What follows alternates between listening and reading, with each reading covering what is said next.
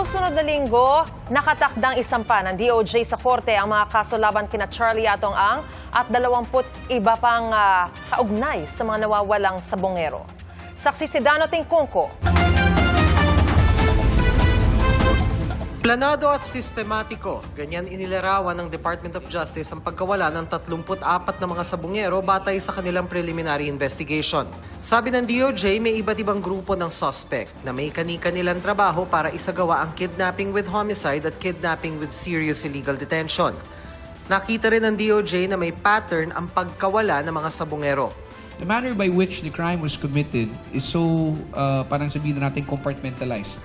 Diba? Kung titignan mo, pag kami nandaya, may kumakausap. Pag after may kumakausap, may kumukuha. Pagkatapos, after nung pag may kumukuha, merong gagawa ng kung ano sa kanila and then meron ding magtatapon. What one compartment would know may not be known to the others. Naging malaking tulong daw sa pagtagpi-tagpi sa pangyayari ang mga testimonya ng magkapatid na Juliet Elakim Patidongan. Si Julie Patidongan alias Totoy na sa GMA Integrated News unang isiniwalat ang kanyang mga nalalaman mula sa umano'y panyonyope o pandaraya hanggang sa pagtawag sa mga suspect na pulis na siyang magdadala sa kanila sa isang lugar. Ang kapatid niyang si Elakim, sinabing nakita niya mismo ang pagpapahirap at pagtapon sa mga biktima. Sa testimonya ng dalawa, nakasandal ang mga kasong isasampa sa negosyanteng si Charlie Atong Ang at 21 ibang suspect. Sabi ng DOJ, dismiss na ang lahat ng reklamo laban sa magkapatid na Patidongan na kapwa tinanggap sa Witness Protection Program at tatayong state witness. There is corroboration on the statements of Julie Patidongan by the statement of his brother. Okay? And the fact that, as we all know, as of this time, all the missing relatives of the complainants here, we have no knowledge as to their whereabouts. Sabi ni Prosecutor General Richard Padulyon, gamit ang testimonya ng mga Patidongan tatayo ang mga kaso na para sa mahigit 20 sa 34 na missing sabongero.